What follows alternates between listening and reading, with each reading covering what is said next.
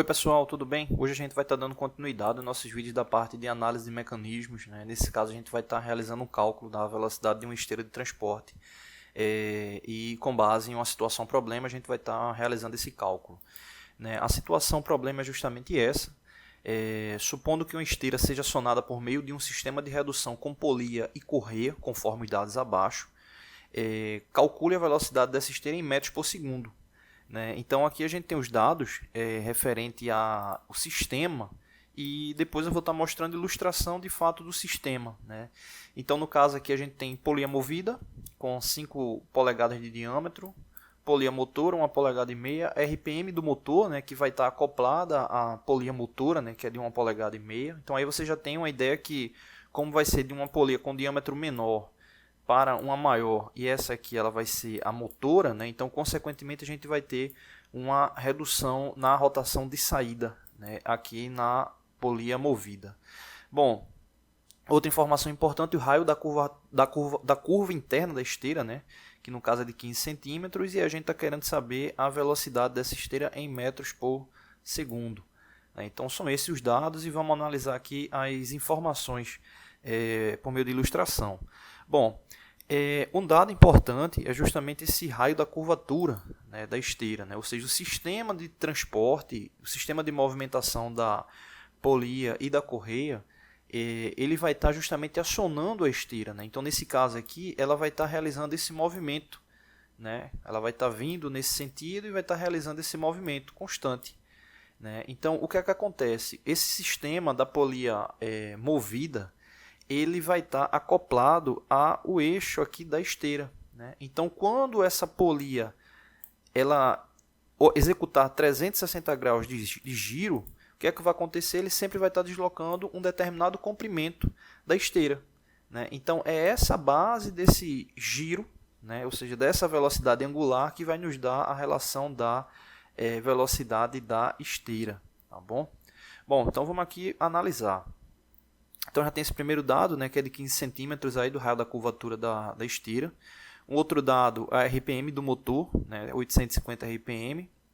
As polias, polia movida com 5 polegadas de diâmetro e polia motora com 1,5 polegada. Né? Então são esses os dados aí para a gente poder estar calculando a velocidade da esteira, né, essa velocidade em metros por segundo.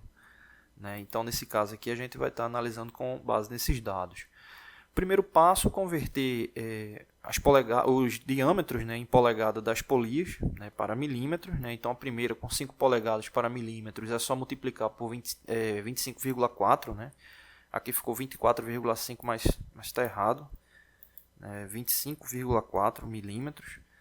Então, nesse caso, multiplicando por 25,4 milímetros vai dar igual a 127 milímetros. Então, esse aí é o primeiro passo. O segundo, converter 1,5 polegada em milímetros. E nesse caso, aí, convertendo a primeira polegada inteira, 1 polegada para milímetros, ou seja, 1 vezes 25,4 vai dar igual a 25,4. E depois converter a fração da polegada. Já que é meia polegada, é só pegar 25,4 e dividir por 2. Então, 25,4 dividido por 2 vai dar igual a 12,7. Esses dois valores a gente soma e aqui a gente vai ter 1 polegada mais meia polegada, que é o valor do diâmetro dessa polia motora. E aí somando vai dar 38,1 milímetros. Esses diâmetros eles são importantes por quê? Para a gente calcular a RPM de saída. A gente já sabe que a RPM de entrada já foi identificado, né, aqui no motor, né, aqui como 850 RPM, agora a gente precisa identificar a RPM de saída. Então, nesse caso, por isso que a gente calcula os diâmetros. Né? Então, para calcular a RPM de saída, a gente vai ter 850 RPM vezes o diâmetro da polia motora dividido pelo diâmetro da polia movida. Veja que aí já está tudo convertido em milímetros e nesse caso aí vai dar 255 RPM, né? Ou seja, 255 rotações por minuto. Então, no caso, a rotação vai sair de 850 giros para 255. Então, já tem uma redução considerável. Agora que a gente tem esse valor, a gente precisa entender como é que essa rotação ela vai ser aplicada na esteira. Então, nesse caso aí, a gente precisa agora calcular a RPS, né? Ou seja, a rotação por segundo. Se no caso são 255 giros por minuto, só é a gente dividir, transformar minuto para segundos, e dividir, né, 255 por 60. Né? Então, nesse caso, aí vai dar 4,25 rotações por segundo. Né? Então, isso significa o quê? Né? Só para vocês entenderem aqui por que a gente está calculando RPS. Se o diâmetro da polia movida, né, que vai estar acoplado o eixo da esteira, ele tiver 1 polegada, se ele tiver 5 polegadas, enfim, dependente do diâmetro que ele tiver, como é rotação, ou seja, velocidade angular, independente do diâmetro, a questão do giro, ele vai ser sempre igual. Né? Ou seja, a velocidade vai ser sempre igual. Então, como a gente já sabe que ele dá 4,25 rotações por segundo, se a gente converter o raio de entrada da esteira para descobrir o quanto aquilo ali equivale no que diz respeito à circunferência, né, comprimento da circunferência, a gente vai saber o quanto é que ela vai estar deslocando ali com base nas rotações por segundo. Então, por isso, essa necessidade. Bom, então, a gente já encontrou aí 4,25 rotações por segundo e agora encontrar o comprimento do raio da esteira. Né, o raio da esteira foi informado como 15 centímetros, né, que é justamente esse raio aqui, né, que é onde vai estar acoplado aí o sistema de redução. E nesse caso, esse raio, para a gente saber o comprimento do raio, a gente utiliza essa fórmula, né, 2πr, né, que é justamente o comprimento da circunferência. Então, no caso, a gente vai de fato calcular a circunferência, né, mesmo que seja uma relação por raio, né, mas a gente calculando a circunferência, a gente vai saber em 360 graus quanto é que vai ser deslocado, então a gente já calcula de fato pelo comprimento da circunferência. E no caso, para calcular o comprimento da circunferência, a gente aplica aí a fórmula 2πr. Substituindo os valores, a gente vai ter 2 vezes 3,14 vezes 15 centímetros, que vai dar em 94,2 centímetros. Então, o que isso significa? Quando o sistema ele completar um giro, ou seja, uma rotação, ele vai estar deslocando 94,2 centímetros da esteira. Né? Só que a gente já calculou que com a base na RPS, né, ou seja, rotação por segundo, a gente vai ter 4,25 rotações por segundo. Multiplicando 94,2 centímetros, a gente vai encontrar 400,35 centímetros por segundo. Então aí a gente já tem a velocidade da esteira. A gente tem a relação da curva interna da esteira, a gente tem a relação da rotação por segundo, e aí a gente já tem a velocidade em centímetros por segundo. Como a questão ela pede em metros por segundo, é só dividir por 100 e aí a gente vai encontrar 4,0035 metros por segundo, aproximadamente 4 metros por segundo. Então essa é a velocidade da esteira em metros por segundo, tá bom? Não deixe de se inscrever no canal, toda semana tem vídeos novos. Valeu! Oi pessoal, tudo bem? Hoje a gente vai estar dando continuidade aos vídeos de análise de mecanismos. Né? Hoje a gente vai estar realizando um cálculo de RPM, né? Com base no uso dos elementos, né? Coroa e fuso tipo sem fim. Né? Então, para esse tipo de cálculo, a gente leva em consideração o número de dentes, né, da coroa, o número de entradas, né, o número de entradas de filete do fuso e leva em consideração também a RPM do motor. Lembrando sempre que o sistema ele tem entrada no fuso e transmite para a coroa, né, e não o contrário. Né? Se for ao contrário, se por acaso tivesse como fazer o acionamento do motor pela coroa, né, o sistema ele ficaria travado, né, já que esse deslocamento ele se baseia no ângulo de entrada dos filetes com base no ângulo dos dentes da engrenagem, né, ou da coroa. Bom, aqui é a situação problema em um sistema de transmissão composto de coroa e parafuso com rosca sem fim. O parafuso tem 4 entradas e desenvolve 1000 RPM, né, ou seja, ele tem 1000 rotações de entrada.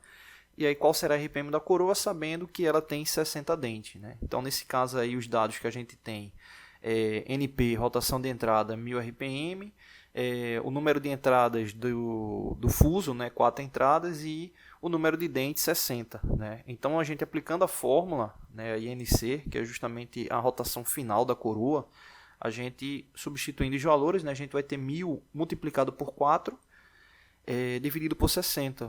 1000 multiplicado por 4 vai dar 4000, 4000 dividido por 60 vai dar aí aproximadamente 66,7 giros, né, por minuto. Né? Então aí uma redução bem elevada aí do sistema, né? Ou seja, menos de 10%, né, ficou a rotação final.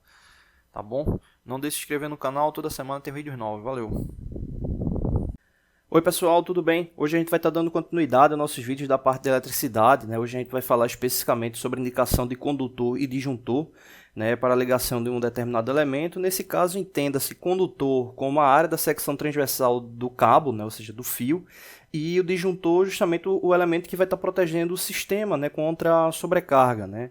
Então, nesse caso, a nossa situação problema é essa, né? Calcular o condutor e o disjuntor para um chuveiro de 4.400 watts de potência a ser ligado em um sistema monofásico, né? 220 volts, né? De tensão. Nesse caso, o nosso objetivo é justamente estar identificando, né, qual tipo de disjuntor, né, no que diz respeito à corrente, né, máxima aí para proteção e a bitola do cabo, né? Então, é justamente o nosso objetivo. Primeiro ponto, né, nesse caso aí, para calcular a corrente, a gente vai ter justamente a potência dividido pela tensão, né? Então, nesse caso aí, 4.400 watts dividido por 220, né? Então, nesse caso aí, vai dar 20 amperes, né, aí para o sistema, né? E aí, no caso, com base na corrente, a gente vai justamente poder identificar a bitola do cabo, né, que vai ser levada em consideração justamente com base na área. A gente tem uma tabela aqui, um fragmento de uma tabela de fabricante, né, onde indica, né, justamente a relação para essa análise, né. Nesse caso aqui a gente tem a relação dos condutores em milímetro quadrado, né, que é justamente a área que a gente está querendo levar em consideração, e a gente tem aqui a corrente, né? Então, nesse caso aqui, o que é que a gente observa? A gente tem corrente monofásica e corrente trifásica, né? Então, no caso, como a gente está trabalhando com uma relação monofásica, né, de 220 volts, a gente vai levar em consideração o cálculo da corrente que a gente fez, que deu 20 amperes. Então, observa aqui que de 17,5 amperes, a gente já pula aqui para 24 amperes, com base na bitola de 1,5 milímetros quadrados e para 2,5 milímetros quadrados, né?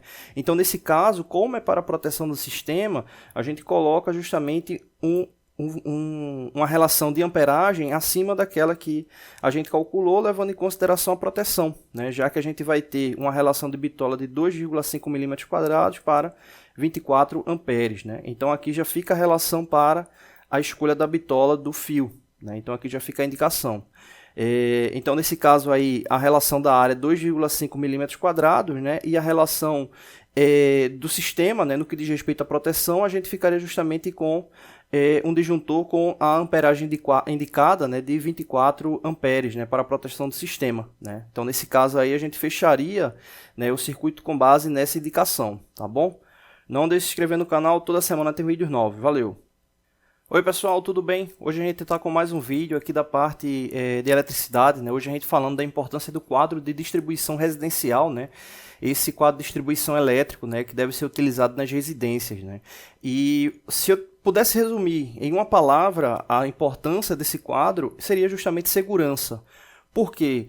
Quando você utiliza um quadro de distribuição elétrica na sua residência, você está justamente seccionando o teu circuito elétrico para que ele venha atender de forma correta as necessidades de corrente que vão ser utilizadas na tua residência, né? Ou seja, se eu tiver uma linha de iluminação elétrica, eu posso estar colocando uma derivação apenas para iluminação elétrica, né? Então, tem um disjuntor específico para aquela necessidade de iluminação elétrica. Lembrando que o disjuntor ele vai ter uma relação a nível de amperagem, né, como parâmetro, né? Então, se a gente tiver uma sobrecarga no sistema, o disjuntor ele vai estar desarmando. Sem contar que eu vou ter uma potência do disjuntor, né, indicada com base na secção transversal do fio que a gente vai estar utilizando para a alimentação desse circuito, né? Então, se eu tenho lâmpada, utilização de lâmpada na minha residência, chuveiro elétrico, ferro de passar, ou utiliza algum equipamento que tem um consumo mais elevado, né, de necessidade de corrente elétrica, eu posso estar seccionando esse circuito a fim de que o mesmo venha atender cada um desses elementos, né? Então eu vou ter um disjuntor específico para cada um dos pontos que eu venha ter necessidade na residência, né? E isso aí acaba sendo um elemento de proteção para o mesmo, né? Então eu vou ter um disjuntor com amperagem específica, eu vou ter a bitola de um cabo com uma área específica, né, levando em consideração a carga que ele vai suportar, sem contar que eu posso estar colocando também outros elementos, né? Eu posso estar colocando elemento de medição de corrente, né, para ter uma noção de qual ponto lá da minha residência eu estou tendo um consumo maior, né, de de energia, né? Eu posso também estar colocando um dispositivo, né, de proteção tipo DR, né, que vai estar justamente cortando a passagem de corrente, né, se vier a ter alguma oscilação abrupta, né, no sistema, né, justamente protegendo uma pessoa que por acaso, né, venha a sofrer algum choque elétrico, né?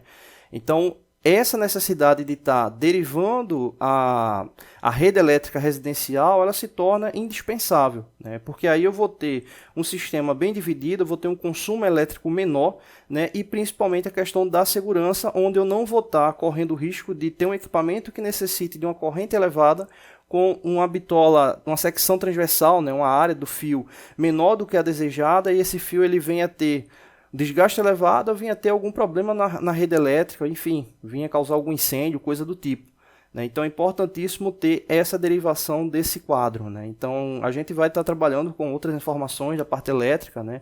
Mas aí fica essa informação, né, da importância de estar derivando bem, né, o quadro elétrico residencial, né? A gente já fez alguns vídeos, né, falando sobre como está determinando a bitola do fio, com base na amperagem, né, de determinado elemento, ou com base na potência do elemento, né?